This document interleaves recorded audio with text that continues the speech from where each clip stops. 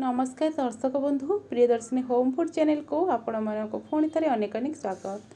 तेबे आज मु आपण मानक सह शेयर करी ये रसपोली नाटा जमती खावाक सेमती स्वादिया मात्र गोटे गिना सुजी एवं फाळे नड़िया प्रस्तुत यही रेसिपी एका संगे आपण मानक पिठा एवं मिठा दुई टिकर स्वाद दब। तेबे चलतु आज रेसिपी स्टार्ट करवा। हाँ रेसिपी जब भल लगे वीडियो को लाइक करने सहित एमती नुआ नुआ रेसिपी देखापी मो चैनल को सब्सक्राइब करेंगे। आज सरपुड़ी रेसिपी आमको तो प्रथम दरकार गोटे गिना सुजी। यही रेसिपी बनवा पूर्व आपण मैंने गोटे गिना किंबा कप को सेट करेंगे। तो ये आपण मैंने मोटा दाना हो कि सरू दाना हो जेकोसी सुजी आपण मैंने नहीं पारे। तो ये आम गोटे ग्राइंडर जार रे आम जो मापिकी गोटे गिना सुजी रखी देदबा ता संगे आम जो गिनारे सुजी मापी अधारू टिके कम माने मु मात्र 2 चम्मच पाखापाखि चीनी देकी आपको ग्राइंड करके नहीं आसी। तो जेहेतु आम सुजी ऐड करछे से पूरा फाइन पाउडर हेनी जमी चाउलर गुंड हुए माने टिके फसफसिया लगे हाथ को से भाव में हम। एपटे कड़ई गरम करनबा। कड़ई गरम हो गला परे आम ये देदबा जो गिनारे आम मापिकी सुजी नहीं ना से गिनारे मापिकी 2 गिना आम क्षीर नहीं जावा। क्षीर को एबे हल्का गरम करने को दबा। हाँ आपण मान पाखे जदि क्षीर आवेलेबल ना ताल आपण मैंने मिल्क पाउडर नहीं पारे। तो ये क्षीर को हल्का टिके उषुम होगापाई दबा। ये मुझे दूसरी गोटे फुल चामच गुआ घी जहाद्वारा मिठार टेस्टा बहुत भल आसब।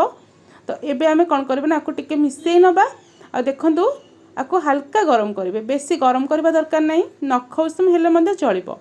एबे आमे जो चीनी एवं सुजीर पाउडर बनई ना ताको गोटे हाथ में दबा और आर हाथ में आम एमती स्पाचुला साहाय्य गोले नवा। एबे गैस रो फ्लेम को आम पूरा लो कर नवा। लो फ्लेम रे आपको एमती लगातार गोले चलवा गोटे डायरेक्शन में जेपर्यंत आमर ए सुजीर टेक्सचरटा टिके काठुआ न हो आसी देखिए आस्ते आस्ते यह पानी सुखी सुखी जीव और काठुआ हो जमती आम पिठा जंतुणी प्रस्तुत करती ना से भाव में आपण मानकर सुजीर जंतुणीटा हो देखु ये आमर सुजीर जंतुणीटा बढ़िया से हो गलानी। एबे आम कौन करवा ना गोटे प्लेट रे अल्प टिके तेल देदेबा गोटे रु 2 ड्रप पाखापाखि आउ प्लेट सारा आम टिके लगेदेबा हाथ में लगे सारा पर आम जो जंतुणी प्रस्तुत करते सुजीर ताकू ये प्लेट को काढ़ी नवा। दर्शक बंधु आज रेसिपी को ना आपण मैंने फुल वाश करेंगे कारण आज रेसिपी आपण मानू जहाँ को भी पिठा आसुन देखिए पूरा इजी प्रोसेस आपण मान सेयार करी जो समस्ते घरे पिठा बनई पारे इजीरे।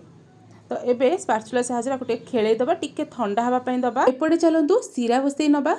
तो प्रथम कौन करवा ना 2 गिना आम नहीं जावा पानी गोटे गिना नहीं जावा चीनी।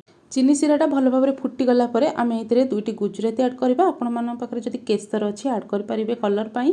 तो ये आम से पर्यंत फुटेबा जे पर्यंत पानीटा अधा न हो आसी आपण मानू अठा पाग कर ना बास पानी को अधा जाए फुटे नबार अच्छी। एबे देखि पार्थिबे आग अपेक्षा पानीटा आमर बढ़िया भाव में फुटी जाइए माने सीरा आमर प्रस्तुत हो जाइए। गैस को ऑफ कर नौची। एबे सीरा को ठंडा हाँपाई दबा। जंतुणी एबे आमर हाथ को धरला भली ठंडा हो गला आम आपको भल भाव में टिके चकटी नवा। जंतुणी चकटला भितर मुझे आपको पूर देखई दूची। तो यही नड़ियार पूर पर ना आपण मानक गैस लगेवा बिल्कुल भी दरकार नहीं। गोटे प्लेट रे आवश्यक अनुसार नड़िया पूर नहीं जावा तापरे गोटे चामच पाखापाखि मिल्क पाउडर नहीं जावा एवं गोटे गुजराती को ये गुंड करके दे दूची। हाँ चीनी आम ये बिल्कुल भी पकईबानी कारण आम जंतुणी चीनी ऐड करते आपर पिठा को आम सीरार भिजेबा तो बेसी मिठा हो गले ना खावाई भल लगे। तो ये भल भाव में आपको मिसई नवा जेहेतु आम मिल्क पाउडर ऐड करछे टिके अठालिया रहिबो। तो आम एबे कौन करवा ना छोट छोट आम एमती सेप दबा हाथ में चापिकी देदेले आमको सुविधा हम पिठा बनवाई। तो ये देखु सब गुड़ा बनईक रेडी कर नहीं। एबे आमर जो जंतुणीटा चकटी नहीं एबे आम कौन करवा ना यू किसी पोषण नहीं जावा। बेलिबाई मु पटारे टिके तेल लगे दूची। तेल लगेवा द्वारा आमर पिठाटी जो बेलिबा सेटा लागबनी तले। तो आपको एबे पतला कर टिके बेलिबा जेहेतु आम सीरा रे ताकू बुड़ेबार अच्छी। तो एबे कौन करवा ना नड़ियार पूर देदबा एवं ये जो आम बेली चेना जंतुणी को ताकू आर साइड को उल्टेबा। ଏଇଟା ହେଉଛି ପିଠାର ବନେଇବାର ସବୁଠୁ ଇଜି ପ୍ରୋସେସ୍। ଯାହାକୁ ନ ଆସୁଥିବ ବି ସେ ବନେଇ ପାରିବ। ଏବେ ଗୋଟେ ଛୋଟ ଧାରୁଆ ଗିନା ନେଇଯିବା। ଗିନାର ଯେଉଁ ମୁହଁ ଅଛି ସେଇଟା ଧାରୁଆ ହେବା ନିହାତି ଦରକାର, ପିଠାଟା ଯେମିତି ଭଲ ଭାବରେ ସେପ୍ ନେଇ କଟି ପାରୁଥିବ। ଏବେ ଦେଖନ୍ତୁ କେତେ ସୁନ୍ଦର ଭାବରେ ପିଠାଟି ବନିକି ରେଡ଼ି ହେଇଗଲା। ଆଉ ଆପଣମାନଙ୍କ ହାତରେ ବି ଚାପିବା ପାଇଁ ପଡ଼ିବନି, ଏତେ ସୁନ୍ଦର ସେପ୍ ହେଇଛି। ପିଠାଟା ବି ବଢ଼ିଆ ଭାବରେ ପତଳା ହେଇଛି। ଆଉ ଆପଣମାନେ ନିହାତି ଭାବରେ ଏଇ ପିଠାକୁ ଆରାମସେ ଘରେ ବନେଇ ପାରିବେ। ତ ନିହାତି ଟ୍ରାଏ କରନ୍ତୁ। ଏଇଠି ଉପରେ ଆପଣମାନେ ଚାହିଁଲେ ଯେକୌଣସି ଡିଜାଇନ୍ ମଧ୍ୟ ଦେଇପାରିବେ। ତ ମୁଁ ମିଠା ବନାଉଛି ତେଣୁ ପ୍ଲେନ୍ ରଖିଛି। ତ ଆଉ ଗୋଟେ ମଧ୍ୟ ମୁଁ ଦେଖାଇ ଦେଉଛି। ତ ଯେମିତି ନଡ଼ିଆ ପୁର ରଖିବା କଥା ସେମିତି ରଖିକି ଆମର ଯେଉଁ ଯନ୍ତୁଣୀଟାକୁ ଆର ସାଇଡ଼୍କୁ ଓଲଟେଇ ନେବେ। ଆଉ ଗିନାର ଧାରୁଆ ଯେଉଁପଟେ ରହିବ ସେଇଠି ଆପଣମାନେ ଅଧା କରି କାଟି ନେବେ। ଦେଖିଲେ ତ ଦର୍ଶକ ବନ୍ଧୁ କେତେ ଇଜି ପ୍ରୋସେସ୍ରେ ଏଇ ପିଠାଟି ରେଡ଼ି ହେଇକି ବନିଯାଉଛି। ତ ନିହାତି ଭାବରେ ଟ୍ରାଏ କରନ୍ତୁ। ଏଇଠି ସବୁ ପିଠା ଗୁଡ଼ାକ ବନେଇକି ରେଡ଼ି କରିନେଇଛି। ଏପଟେ ଆମେ କଡ଼େଇରେ ତେଲ ଗରମ କରିନେବା। ତେଲ ଭଲ ଭାବରେ ଗରମ ହେଇସାରିଲା ପରେ এই ପିଠା ଗୁଡ଼ାକୁ ଆମେ ତେଲରେ ଦେଇଦେବା। ଯେହେତୁ ଛୋଟ ସାଇଜ୍ର ପିଠା ସବୁ ହେଇଛି ତ ଆମେ ବହୁତ ସାରା ପିଠାକୁ ଏକା ସାଙ୍ଗରେ ମଧ୍ୟ ଛାଣିପାରିବା।